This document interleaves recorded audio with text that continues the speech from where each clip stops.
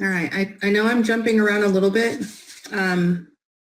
but I would love to know, as a congressperson, where do the mega detention centers, and there's been a couple of articles on these mega detention centers that are being built, supposedly will be operable by the end of this year.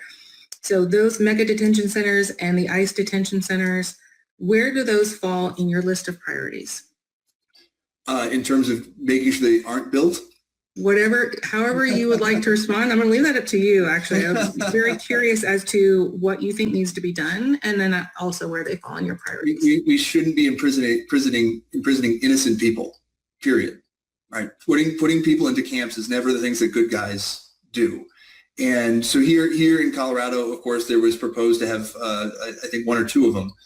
And no, I mean, ICE in its current form is violating its constitutional mandate. It is not being used as law enforcement. It has to be abolished because of the fact that what it is doing is infringing on the rights of Americans. And when you understand what the immigration system is supposed to look like, they're not detaining criminals. They're detaining people that are going through the process in the legal way.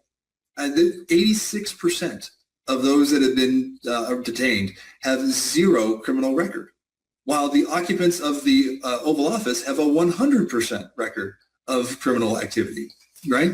And so when you look at that,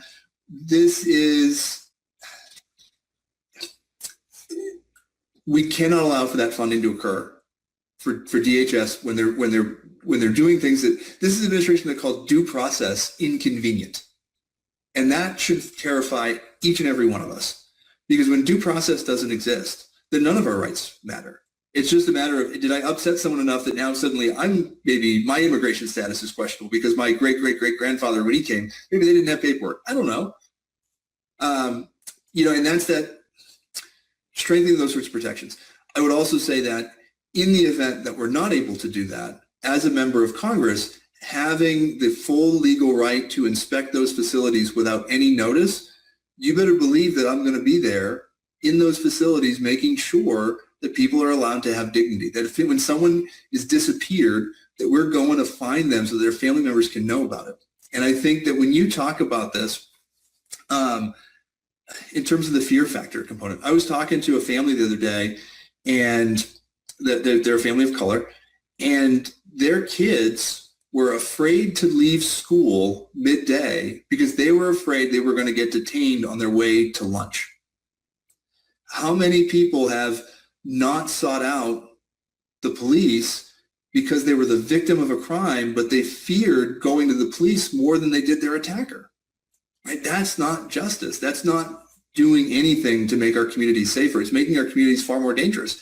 And what gives me a little bit of hope is, again, you see police officers, career police officers that are standing up and saying ICE is more of a danger to our community than anything else. They're making it harder for us to serve and protect the people in our own communities. And I think that you also have to consider that, as a whole, our immigration system has to be compassionate. And I reflect so often on the fact of, what is going through someone's life, what is going through their mind, when the best possible solution to them is, let me pack as much stuff in a backpack as I can with my children and leave in the middle of the night and walk 1,000 miles to get here, right?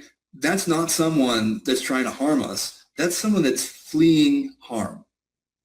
And what we're seeing by this administration, how they use ICE, is not about law and order. It is not about immigration. It is about terror.